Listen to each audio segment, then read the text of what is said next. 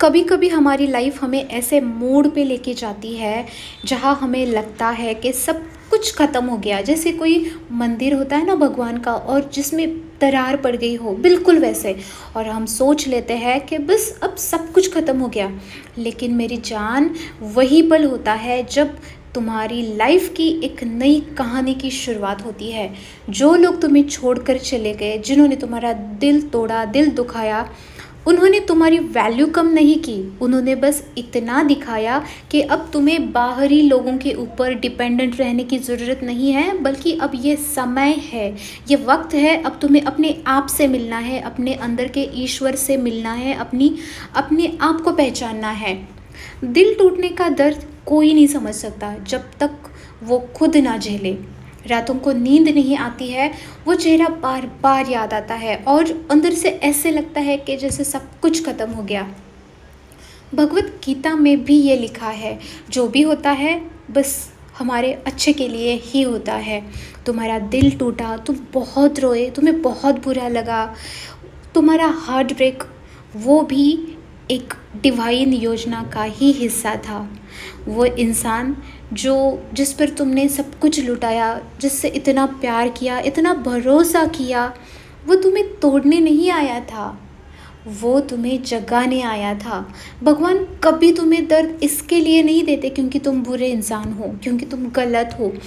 तुम्हें वो दर्द देते हैं ताकि तुम्हें वो तोड़कर कुछ नया बना सके, तुम्हारे अंदर की रोशनी तुम पहचान सको। बस इसीलिए ये सब कुछ होता है।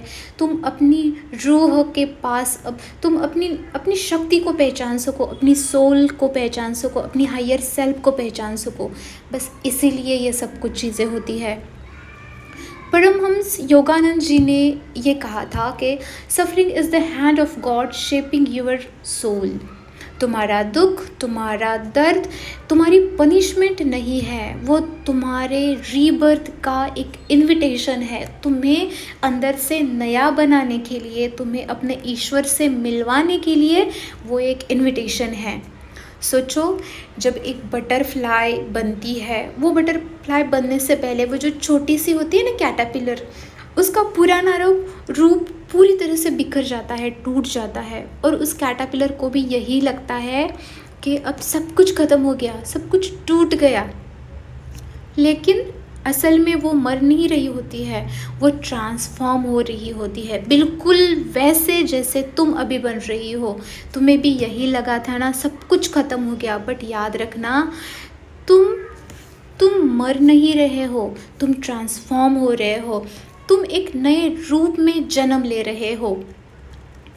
एक लड़की थी, उसने अपना सब कुछ दे दिया, अपना प्यार, अपना विश्वास, अपना दिल।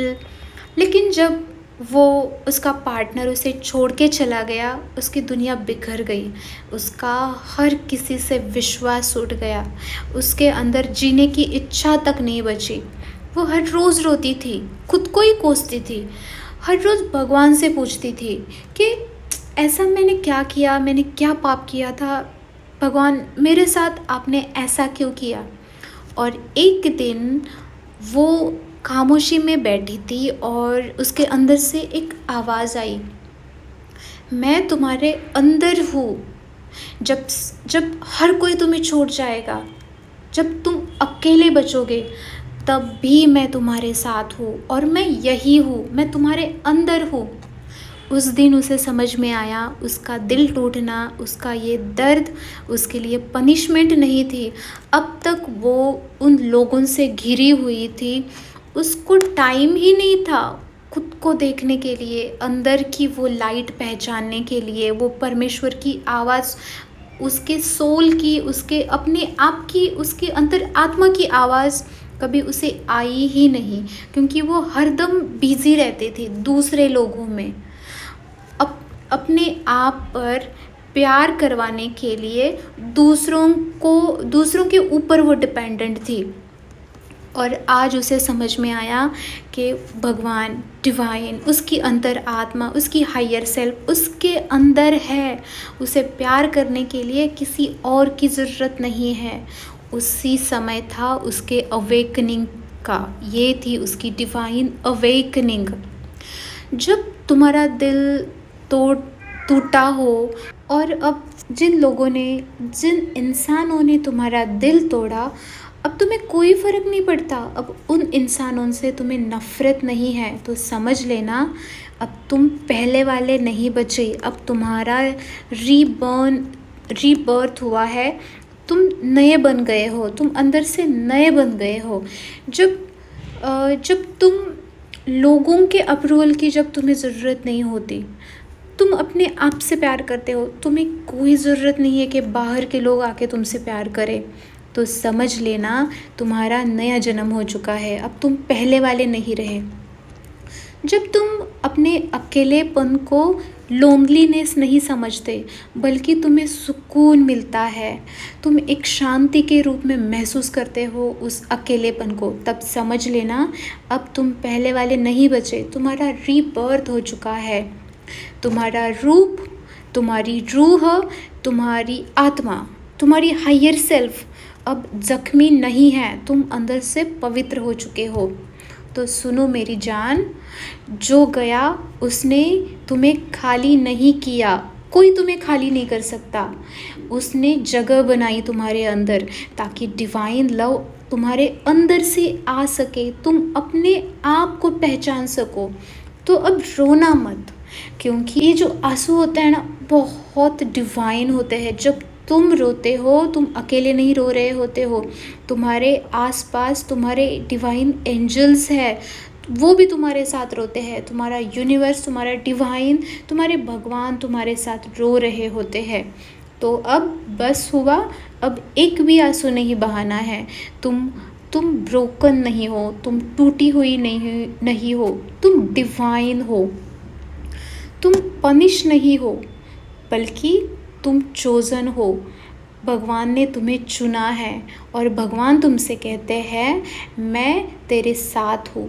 जब हर कोई तुम्हें छोड़ जाएगा, तब भी मैं तुम्हारे साथ हूँ।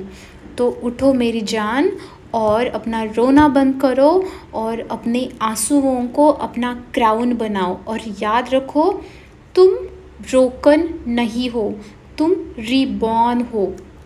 तो ब्यूटीफुल सोल, मैं हूँ मिस्टिक शुभांगी, और अभी भी अगर तुम्हारे अंदर दर्द है, दुख है, तो याद रखना दुख का मतलब भगवान तुम्हें छू रहे हैं, तुम्हें चुना गया है, एंजल्स तुम्हारे आसपास है, तुम्हें देख रहे हैं, तुम्हें तोड़ रहे हैं ताकि तुम अपने डिवाइन रूप में ढल सको, तुम अपनी अंतर आत्मा से मिल सको, तुम अपने आप को पहचान सको।